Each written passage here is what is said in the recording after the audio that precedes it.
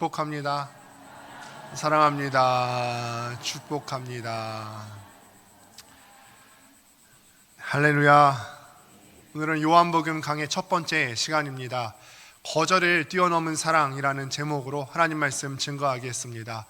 올해는 아마도 계속해서 이 요한복음 말씀 가지고 낮 예배 시간 가운데 계속 다릴 것 같은데, 오늘은 그 첫 시간, 거절을 뛰어넘은 사람입니다. 말씀을 시작하면서 한 가지 질문을 드리고 시작합니다. 여러분은 어떤 때 행복을 느끼십니까? 내가 어떤 때 행복을 느끼시는지 한번 속으로 생각해 보실까요? 돈을 많이 벌 때 행복감을 느끼시는 분들도 계실 것이고, 또 어떤 분들은 좋은 곳에 여행을 갔을 때 행복감을 느끼시는 분들도 계실 것이고, 또 어떤 분들은 맛있는 맛집을 찾아가서 맛있는 것을 먹을 때 행복감을 느끼는 분들이 계실 것입니다. 사람이 행복을 느끼는 방법은 아마 여기 있는 다양한 분들이 다양한 방법으로 느끼실 것입니다. 그러나 분명한 사실은 사람은 자기 욕구가 충족이 되어질 때 행복감을 느낀다는 사실입니다. 심리학자 윌리엄 글래서라고 하는 사람이 사람이 느끼는 5가지 욕구에 대해서 다음과 같이 정의를 하는 것을 보았습니다. 첫 번째는 생존 욕구가 있다고 합니다.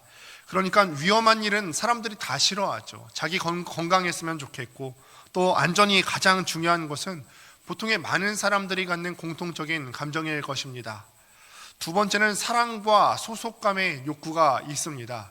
다른 사람한테 사랑받는 것이 중요하고, 내가 어디에 소속되어 있는가, 다른 사람들과의 관계를 위해서라면 때로는 불편함까지도 감수할 수 있는 그런 류의 사람들이 분명히 있습니다. 사람들과 함께하는 시간을 얻기 위해서 친밀감을 느끼는 사람들이 굉장히 많이 있습니다. 세 번째는 힘의 욕구입니다. 내가 이 세상을 살아가면서 다른 사람 위에 군림하고 싶어하고, 힘의 논리를 통해서 지배하기를 원하는 사람들, 이것을 통해서 자기 욕구를 충족하는 사람들이 역사 가운데 늘 있어 왔어요. 네 번째로는 자유의 욕구입니다. 내가 누구한테 구속받기 싫은 거예요. 다른 사람한테 잔소리 듣기 싫고요, 일할 때도 다른 사람의 지시사항 받기 싫어서 나 혼자 일하는 것을 좋아하는 사람들, 자유의 욕구가 분명히 있습니다. 다섯 번째는 즐거움의 욕구예요. 재미있는 것을 추구하는 사람인데 지루한 것은 싫어하고 항상 새로운 것을 추구하고, 또 즐거움을 항상 찾아 나서는 사람이 바로 이 5번째 욕구에 해당되는 사람이라고 볼 수가 있겠습니다. 사실 위에 5가지 중에서 대부분 다 이 5가지를 어느 정도는 갖고 있습니다만, 자기가 특별히 더 끌린다는 욕구가 분명히 있으실 것입니다. 그중 특별히 자신이 더 해당되는 사항이 있을 뿐이지, 우리는 이 5가지 욕구를 어느 정도는 다 같이 가지고 있습니다. 그런데 저는 오늘 말씀을 준비하면서 특별히 위에 언급한 5가지 욕구 중에서 두 번째 욕구에 대해서 조금 더 주목해 보았습니다. 인격이 있는 존재라면요, 누구나 사랑하고 싶어 하고요, 사랑받고 싶어 하고, 다른 사람들과의 관계를 통해서 위로를 얻고 싶어 합니다. 좋은 곳에 가 있고, 또 그런 곳에 좋은 곳에 가 있는 것뿐만이 아니라 내가 다른 사람들과 함께 그 좋은 것을 누리기를 원하는 것이 사람의 습성이에요. 조금 어려운 말로 말하자면 사람은 사회적인 동물이라는 거죠. 그렇게 사람 인자, 한자 사람 인자를 봐도 두 사람이 서로 기대어서 그리는 그런 상형 문자의 의미로 사람 인자를 사용하지 않습니까? 사람은 혼자 있을 수 없는 동물이고 사회적인 동물이다. 같이 함께 있음으로 위로를 얻고 또 사랑을 누릴 수 있다, 이런 의미입니다. 누군가가 그러더라고요. 여행은 어딜 가느냐가 중요한 것이 아니라 누구와 함께 하느냐가 중요하다. 이 말에 동의하십니까? 누구와 함께 하느냐가 중요하다. 누구와 함께 하고 싶어 하세요? 부디 옆에 있는 분이시기를 바랍니다. 인격이 있는 존재는요, 함께함으로써 그 사랑과 위로를 누리며 살아가요. 좋은 곳에 가 있고 좋은 음식을 먹고, 내가 아무리 화려한 곳에 가 있다 할지라도 내가 사랑하는 존재와 그 함께 좋은 것을 누리지 못한다면 이것은 100점짜리 행복이 아니라는 거예요. 우리 주님께서 우리에 대해 그러셨습니다. 주님께서는 우리를 창조하신 분이십니다. 믿으십니까? 우리 주님께서는 우리를 창조하신 분이세요. 그런데 창조해 놓으시고, 야, 내가 창조해 놓았으니까 다 끝났지, 손을 놓고 계신 분이 아니라 우리를 너무 사랑하셔서 우리와 함께 하기를 원하셨죠. 원래도 주님께서는 우리와 함께 하셨지만 우리도 주님께서 우리와 함께 하신다는 사실을 깨닫도록 하기 위해서 우리 하나님께서는 육신의 몸을 입고 이 땅에 내려오신 거예요.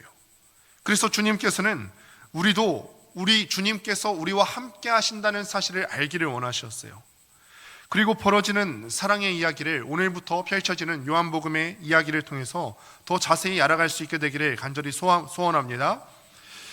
우리를 위해서 이 땅에 오신 예수님에 대해서 조금 더 우리가 자세히 알기를 원합니다. 우리 예수님께서는 원래 어떤 분이십니까? 오늘 함께 보신 말씀, 본문 1절 말씀을 같이 한번 읽어보도록 하겠습니다. 시작. 태초에 말씀이 계시니라. 이 말씀이 하나님과 함께 계셨으니 이 말씀은 곧 하나님이시니라. 아멘. 여기서 말씀이라는 것이 바로 성자 하나님이신 예수님을 가리키는 말입니다. 그래서 1절부터 3절까지 본문에 해당되는 그 내용에 예수님을 넣으면 이렇게 읽어볼 수가 있는데, 화면을 보시고 다시 한번 읽어보도록 하겠습니다. 시작. 태초에 말씀이 아닙니다. 계시니라. 다시 띄워주세요. 태초에 예수님이 계시니라. 잠시만요. 자막 준비가 되셨을까요? 사인을 좀 보내주실까요? 중요한 부분이라서. 네, 안 됐습니다. 태초에 말씀이 계시니라. 그 말씀의 가장 중요한 부분인데요. 네, 말씀에 예수님을 넣어서 저희가 같이 한번 읽어보도록 하겠습니다. 시작. 태초에 예수님이 계시니라. 이 예수님이 하나님과 함께 계셨으니 이 예수님은 곧 하나님이시니라. 예수님이 태초에 하나님과 함께 계셨고 만물이 예수님으로 말미암아 지은 바 되었으니 지은 것이 하나도 예수님이 없이는 된 것이 없느니라. 아멘. 1절부터 3절까지의 그 내용에 말씀에 해당되는 그 단어를 예수님으로 대치했을 때 이렇게 읽어볼 수가 있습니다. 성자 하나님께서는 예수님이십니다. 예수님은 시간을 초월해서 계신 분이시고 이 땅을 창조하신 창조주이세요. 제가 이 말씀을 예수님으로 대치해서 읽어보니까 얼마나 은혜가 되는지 모릅니다. 여러분, 예수님을 어떤 분으로 알고 계십니까? 예수님 여러분에게 어떤 분이세요? 2000년 전에 태어나신 분? 그것도 우리는 동아시아에 속한 나라인데 예수님께서는 중동 어느 작은 나라에서 태어나신 그분? 그래서 나랑은 전혀 상관없고 나랑은 좀 동떨어져 있는 그분으로 알고 계십니까? 예수님께서 이 땅에 오신 사건은 그래서 우리가 시간적으로도 지리학적으로도 우리와 동떨어져 있게 느껴집니다. 그래서 우리는 종종 예수님을 생각했을 때 예수님이 이 땅에 오신 것은 알겠는데 나와는 좀 동떨어진 분 아닌가? 나와는 좀 멀리 계신 분 아닌가? 이렇게 생각해요. 그런데 오늘 말씀에서 뭐라고 증언합니까? 만물이 예수님으로 말미암아 지은 바 되었으니 지은 것이 하나도 예수님이 없이는 된 것이 없느니라. 아멘. 여러분들을 예수님께서 하나 지으셨다는 거예요. 그분은 나와 동떨어진 분 아니라 나와 시간적으로 멀리 떨어져 있는 분 아니고요, 나와 지리적으로 멀리 떨어져 있는 상관없는 분 아니시고 나를 만드신 분이라는 사실입니다. 아멘. 만든 사람은 자신이 만든 것을 잘 압니다. 제가 남아공에 갔을 때 제일 먼저 했어야 되는 가장 중요한 일 중 하나는 차를 구입하는 일이었습니다.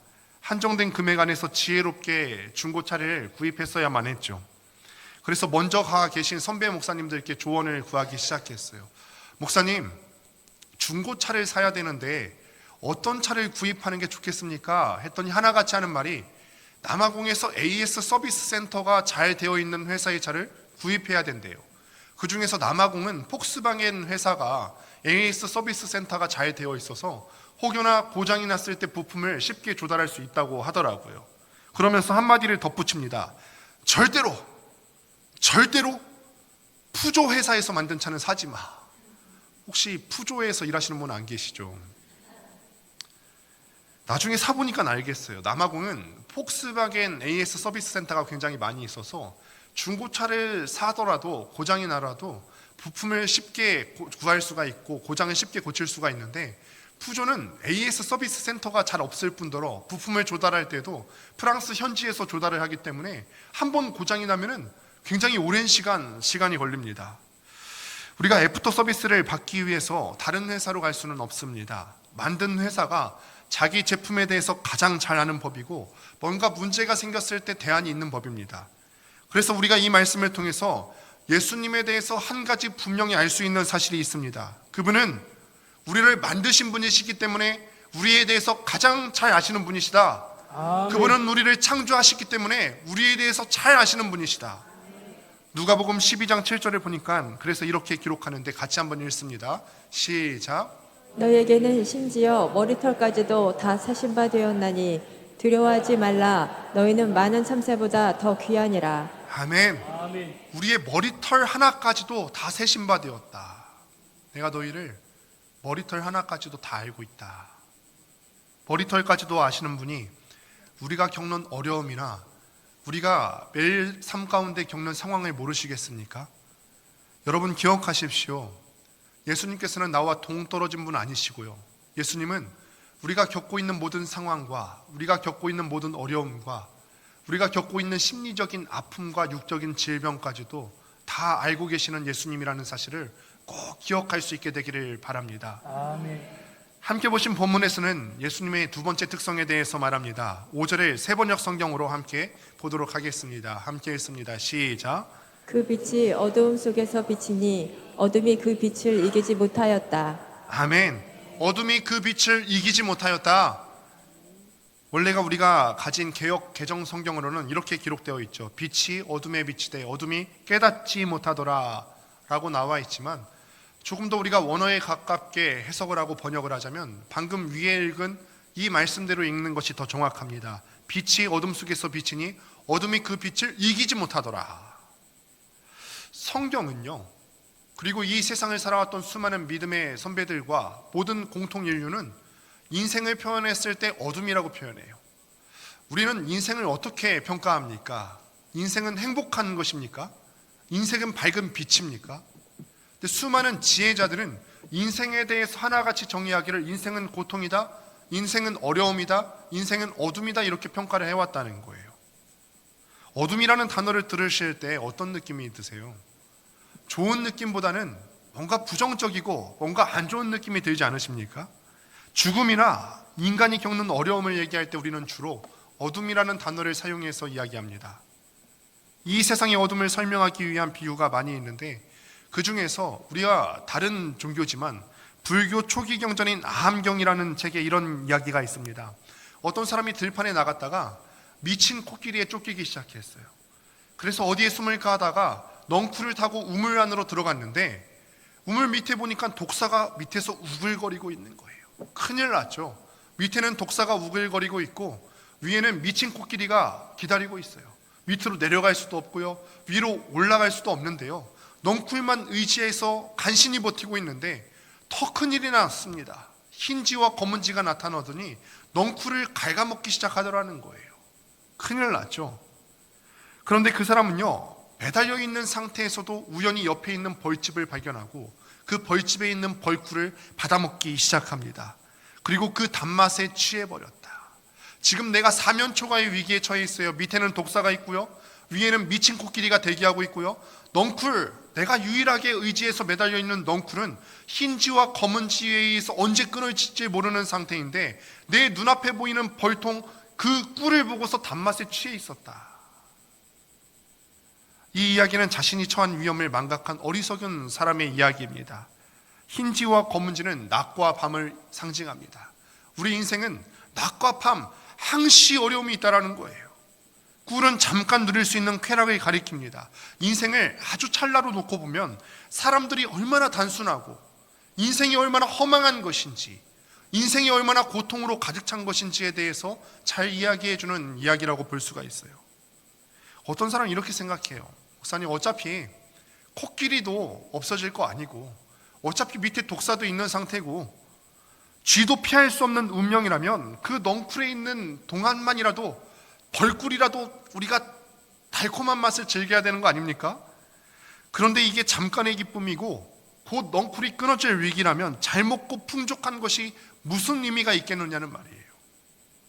그렇게 매달려 있는 사람이요, 내가 언제 죽을지 모르는 그 사람이 좋은 옷을 입어봤자 무슨 의미고, 잠깐 그 잠깐의 시간 가운데 좋은 것을 먹어봤자 무슨 의미냐, 이 말입니다. 결국 인생은 어둠이고 인생은 그 결과는 절망이라는 거예요. 곧 끊어질 넝쿨을 붙잡고 있는 사람처럼 잠깐 우리가 이 인생을 살아가면서 꿀을 먹는 즐거움을 누릴 수는 있지만 전체적으로 놓고 보자면 인생은 곧 괴로움이고 인생은 곧 고통이다, 인생은 늘 어둠으로 점철되어 있다, 이 이야기를 하고 있는 것이죠. 그런데 오늘 본문에서 선포합니다. 어둠이 그 빛을 이기지 못하였다. 할렐루야. 어둠이 그 빛을 이기지 못하였다. 인생의 어둠 가운데 예수님이라는 빛이 비쳤을 때 어둠이 물러갔다. 사랑하는 성도 여러분, 우리의 인생 가운데 어둠이 가득합니다. 동의하십니까? 어둠은 사실은 존재하는 개념이 아니에요. 사실 어떤 단어를 얘기할 때 보통은 다 존재하는 개념을 얘기하거든요. 빛이라고 얘기했을 때 빛은 존재합니다. 지구라고 하는 단어를 얘기할 때 지구는 존재합니다. 어둠은요? 어둠이라고 했을 때 어둠이 존재하는 것입니까? 어둠은 뭔가 있는 개념이 아니라 빛이 없는 상태를 어둠이라고 하는 단어로 표현하는 거죠. 어둠은 그 자체로 있는 게 아니에요. 그러면 어떻게 우리가 이 어둠을 극복할까요? 어둠을 극복하는 방법은 간단합니다. 없는 것이 있으면 됩니다. 빛이 있으면 어둠은 자연스럽게 물러가는 거예요. 빛만 있으면 어둡던 구석구석이 환해집니다. 그런데 오늘 말씀이 증언하는 거죠. 너희의 어둠을 극복하는 길은 하나뿐이다. 빛이신 예수님만 있으면 된다. 너희의 인생은 어둠으로 점철되어 있는데 이 어둠은 어떻게 극복할 수 있느냐? 빛만 있으면 되는데 그 빛은 예수님이시다. 오늘 말씀이 그 이야기를 하고 있는 것이죠. 우리의 모든 고통과 우리의 모든 환경을 아시는 주님, 우리를 창조하셨기 때문에 우리 인생의 어둠을 아시는 그 주님께서 또한 어둠을 몰아낼 능력이 있으신 주님이다. 그래서 본문 12절에서 최종적으로 이렇게 이야기합니다. 영접하는 자, 곧 그 이름을 믿는 자들에게는 하나님의 자녀가 되는 권세를 주셨으니 할렐루야. 예수 그리스도를 영접하면 우리가 하나님의 자녀가 될 수 있다라는 것입니다. 당시 이 요한복음을 받아보는 사람들과 로마 제국 내에 있었던 모든 사람들은 이 말이 무슨 의미인지 즉시로 알았을 것입니다. 로마 제국은 항상 전쟁이 그치지 않는 나라였죠. 수많은 젊은이들이 전쟁터에 징집되어 가서 목숨을 잃었는데 귀족의 자제라고 해서 예외 대상이 아니었어요. 귀족의 수많은 자제들도 전쟁터에 징집되어 가서 많은 사람들이 목숨을 잃곤 했습니다. 귀족 집안의 사람들은 그렇다면 앞으로 그 대가 끊어질 위기에 처해 있는데 어떻게 해야 되겠습니까? 노예들 중에서 똘망똘망한 사람들을 자신의 양자로 입적시키고 그리고 이 가족으로 입양시킨 다음에 자신의 모든 권력을 이양시킬 존재로 키워나갑니다. 그때 이 노예는요, 이전의 삶이 어땠는지는 전혀 상관없습니다. 그때부터 내 양아버지의 아들로 입적이 되는 순간부터 그 양아버지의 이름을 물려받는 것이고 아버지의 모든 재산과 모든 권력과 모든 존영을 그 순간부터 이어받게 되는 거예요. 이전의 삶이 어땠는지, 내가 지금까지 노예로 살아왔고 어디에서 어느 지역에서 끌려왔는지 전혀 상관없습니다. 선택받는 그 순간부터 아버지의 권세를 받게 되는 거예요. 그런데 우리는 하나님의 자녀가 되는 권세를 예수님을 믿는 시점부터 받게 됩니다. 로마 제국의 황제가 아니라 훨씬 더 위에 계신 만왕의 왕이시고 만주의 왕이신 그 하나님의 아들의 이름을, 그 아들의 권세를 우리가 받게 된다는 거예요. 이 힘과 능력은 단순히 우리에게 있는 어려운 환경을 없애주는 능력이 아니라 오히려 어려운 환경을 극복할 수 있는 것이고 최종적으로 우리가 영생을 얻을 수 있는 능력이 있게 된다. 저는 이런 상상을 해본 적이 있습니다. 다 이런 상상을 해보시진 않았을 것 같은데, 내가 만약에 조선시대에 태어났다면 양반이었을까 노비였을까? 어떠실 것 같으세요? 저 양반이었을 것 같으세요? 노비일 것 같으세요? 제가 거울을 놓고 봤더니 제 몸에 흐르는 어떤 기품이나 그런 걸 봤을 때 왕족은 아닐 것 같아요. 조선 왕조에 유신 없었으니까요. 그런데 아마 장군이지 않았을까? 이것도 웃으십니까?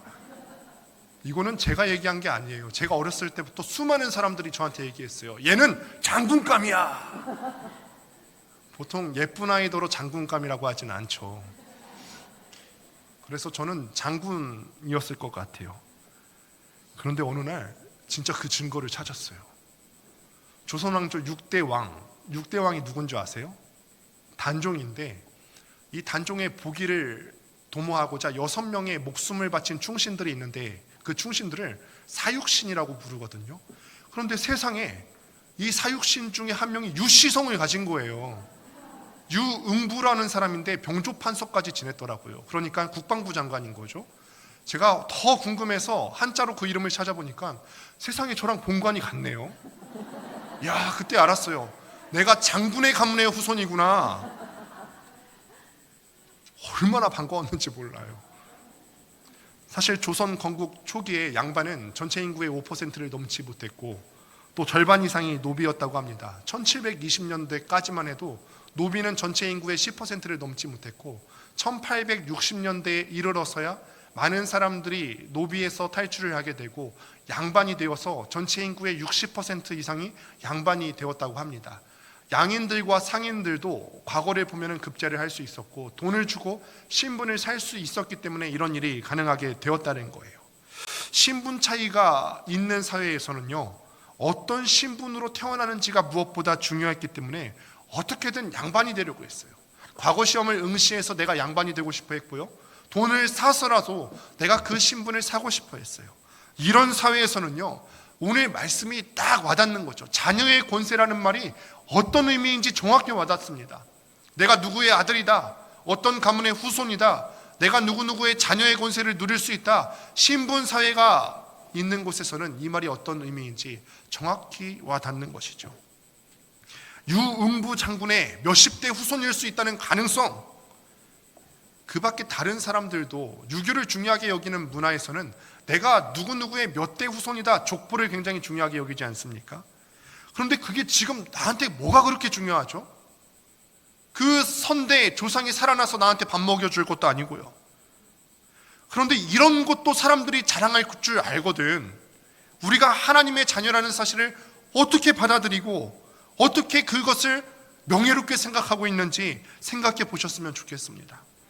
조국교회의 많은 성도들이 하나님 자녀로서의 긍지나 자존심도 없고요, 존재감도 없습니다.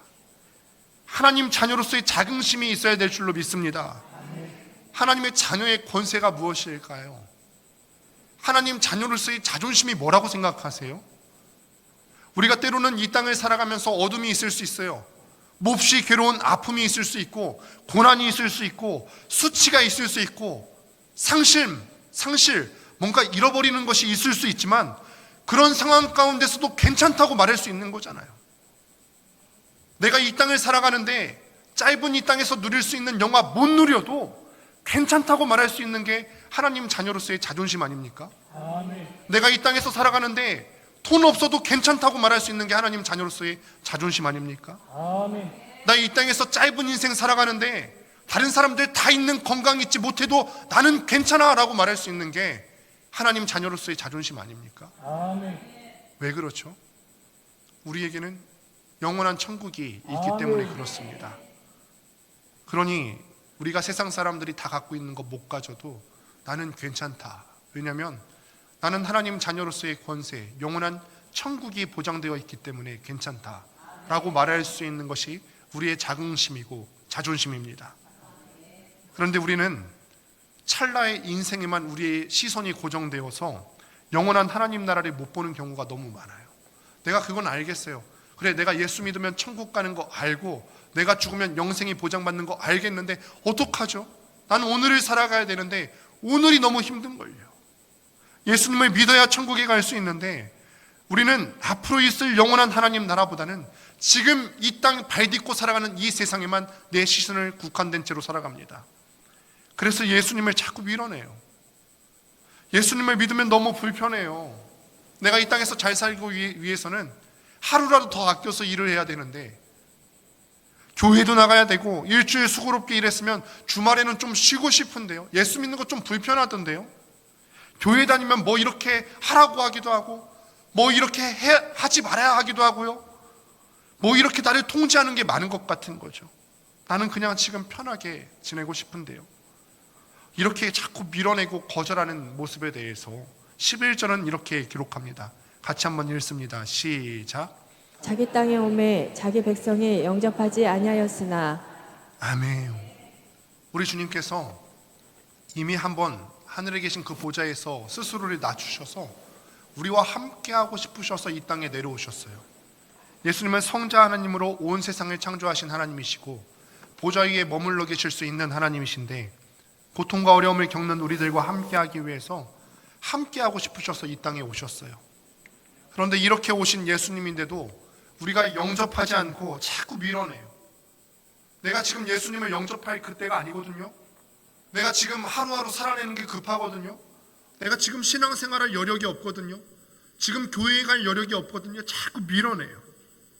우리의 상황도 이해가 됩니다. 만약에 제가 오늘 설교를 전하는데 눈으로 보이는 가시적인 체험이 있다고 하면은 모든 사람들이 의심 없이 다 믿게 될 거예요. 예를 들자면 이런 상황이에요. 제가 어젯밤에 설교를 준비하는 가운데 하나님을 대면했습니다. 그리고 오늘 제가 설교를 하기 위해서 여러분 앞에 서서 설교를 하는데 어제 제가 본 하나님의 영광으로 인해서 제 뒤에 후광이 가득하다고 한번 생각해 보실까요? 반짝반짝반짝반짝 눈으로 차마 볼 수도 없을 만큼 밝은 빛이 제 뒤에 후광으로 비쳤을 때 여러분들은 그 말씀을 믿지 않을 수 있겠습니까? 믿을 수밖에 없겠죠. 제 뒤에 하나님의 영광이 가시적으로 드러나 있거든요. 설교 중에 이런 영광은 모든 설교자가 고대하는 것이지만 일반 성도들도 자신의 삶에서 하나님의 영광스러운 모습을 눈으로 목도하기를 원합니다. 우리가 물론 하나님이 함께 하심을 믿지만 그것을 눈으로 확인할 길이 없어서 하나님이 함께 하신다는 것을 내가 눈으로 확인할 길이 없어서 때로는 우리는 답답하고 때로는 우리는 어려운 마음을 갖습니다. 지금 내가 여기에 있는 것이 맞을까? 내가 경험하고 있는 이 아픔과 실패가 있는데 이 아픔과 실패에도 분명히 하나님께서 일하고 계신 것이 맞나? 우리는 우리의 고난 가운데 하나님이 함께 하시고 계신지 확인하고 싶어 할 때가 굉장히 많습니다. 우리는 또 한편으로는 마음에 이런 불안감도 있어요. 내가 하나님 말씀에 불순종했기 때문에 나의 삶이 하나님의 기준에 미달되기 때문에 하나님이 나를 버리신 건 아닐까?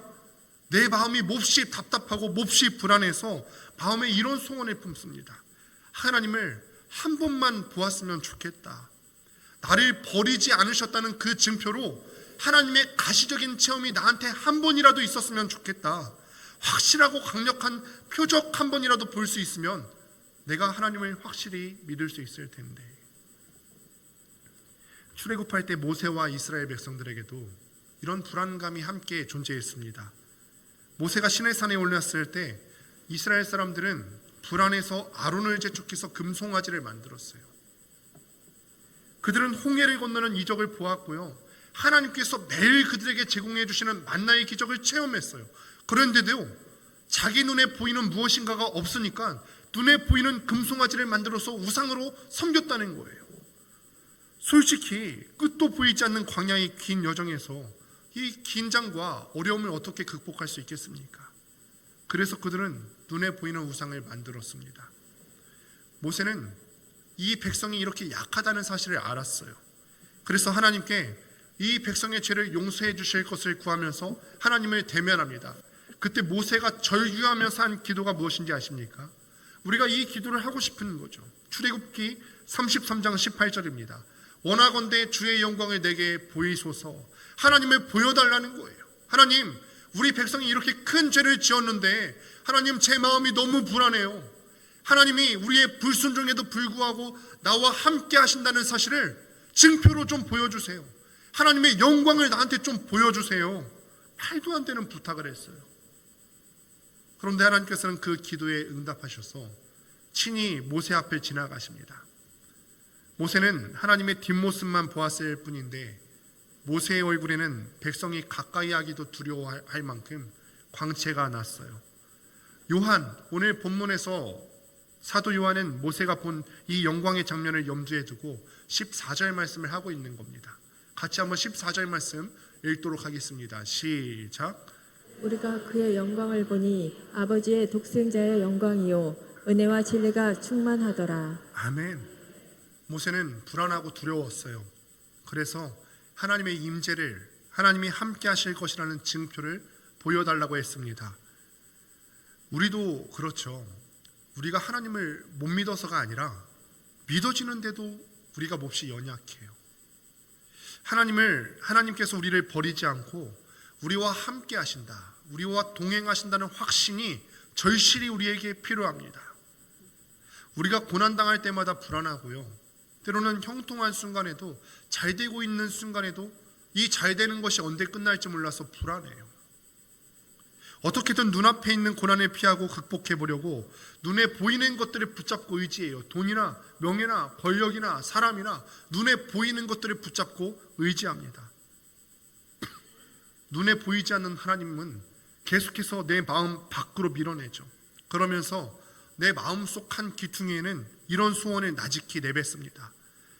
나도 하나님께서 나와 함께 하신다는 징표를 한번 보았으면 좋겠는데, 내가 지금 마음이 불안한데, 내 삶이 하나님의 기준에 미치지 못하는 것 같아서 불안한데, 내가 이런 삶을 살기 때문에 하나님이 나와 함께 하시지 않는 거 아닌가? 그래서 하나님의 영광을 눈으로 보이는 가시적인 징표로 한번 보았으면 좋겠는데, 그럼 나도 넘어지지 않고 잘 믿을 수 있는데, 사실 출애굽한 이스라엘 백성들과 모세가 하나님의 영광을 보여주세요, 눈으로 보여지는 거 한 번만 보여지면 하나님께서 나와 동행하신다는 것을 믿겠어요 라고 했을 때 하나님의 입장에서는 얼마나 당혹스러우셨겠어요. 이미 많이 보여주시지 않으셨어요? 홍해도 갈라주시고 구름 기둥 불기둥도 보여주시고 만나도 매일같이 내놓으시고 눈에 보이게 역사하셨어요. 그럼에도 영광을 보여달라는 이스라엘 백성들과 모세의 요구를 하나님께서 들어주셨죠. 우리도 그래요. 지금까지 하나님이 함께 하신다는 사실을 믿고도 남을 만큼 수없이 경험하지 않으셨어요? 우리의 인생 가운데서 다 경험하셨잖아요. 우리가 너무 바빠서 하나님의 역사하심을 맨날 잊고 살아서 그렇죠. 잠깐 멈춰보시고 생각해 보세요. 잠깐 생각해 보십시오. 내 인생 가운데 하나님이 어떻게 일하시고 하나님이 얼마나 가시적으로 역사하셨는지 한번 생각해 보시라는 말이에요. 우리가 당연히 누리는 것들이 당연한 게 아니죠. 우리가 오늘을 살지만 오늘 우리가 지루하게 사는 이 오늘을 어제 죽은 누군가는 간절히 그리는 내일이었고, 우리가 지금은 건강을 누리며 우리가 건강 누리는 것이 아무렇지 않게 생각될 때가 많지만, 이 건강은 오늘 중환자실에 누워있는 그 사람들이 단 하루라도 누렸으면 좋겠다 하는 그 건강이고요, 하루하루 먹고 살고 자녀들을 무탈하게 키우고 오늘 하루를 무탈하게, 때로는 지루하리만큼 평온한 하루를 보낼 수 있는 것은 다 기적이에요. 하나님이 우리에게 허락해 주신 은혜예요. 그런데 너무 지루해서일까요? 우리는 하나님에게 요구합니다. 하나님을 믿지만 하나님께서 날 버리지 않고 동행하시고 계시다는 것을 확실하게 보여주시면 안 될까요? 확실하게 나와 함께 하신다는 사실을 눈으로 보여지게 알려주시면 안 될까요? 얼마나 괘씸한 요구예요. 이미 너의 인생 가운데 내가 보여줬지 않았니? 이미 너의 인생 가운데 내가 수없이 역사하지 않았니? 그런데 하나님은요, 이마저도 응답해 주세요. 18절 말씀 같이 한번 읽습니다. 시작. 본래 하나님을 본 사람이 없으되 아버지 품속에 있는 독생하신 하나님이 나타내셨느니라. 아멘. 너희들 마음이 그렇구나. 너희들 마음이 불안하구나. 그래서 내가 너희를 함께 한다는 사실을 눈으로 보기를 원하는구나. 그래, 알겠어. 예전에 모세에게 내 영광을 보여줌으로써 내가 이스라엘 사람들과 함께 한다는 사실을 이스라엘 사람들한테 보여줬었지, 너희들한테는 더 확실하게 보여줄게. 내 아들 예수를 너희에게 보내서 너희와 함께 한다는 사실을 보여줄게. 그래서 보내주신 게 예수님이세요. 마태복음 1장 23절을 보니까 보라가 처녀가 잉태하여 아들을 낳을 것이요 그의 이름은 임마누엘이라 하리라 하셨으니, 그 임마누엘의 뜻은 우리와 함께 하시는 하나님이라는 뜻이죠. 아멘. 예수님을 이 땅에 보내주시면서 하나님께서는 하나님의 사랑을 우리에게 보여주기를 원하셨어요. 우리는 계속해서 거절하고 우리는 계속해서 하나님을 우리 마음 가운데서 눈에 보이지 않는다고 밀어내지만, 하나님은 우리의 거절에도 불구하고 또 우리에게 다가오신 분이시죠. 아멘. 너희가 눈에 보이는 증표를 원해? 예수 그리스도를 너희에게 보여줄게. 그러니 이거 볼 때마다 생각해. 내가 너희와 함께하고 있다. 아멘. 그러면 십자가를 한번 보실까요? 힘들 때마다 예수님이 지신 십자가를 떠올리십시오. 이 십자가는 천지를 창조하신 하나님께서 우리와 함께 하시려고 이 땅에 오신 징표예요.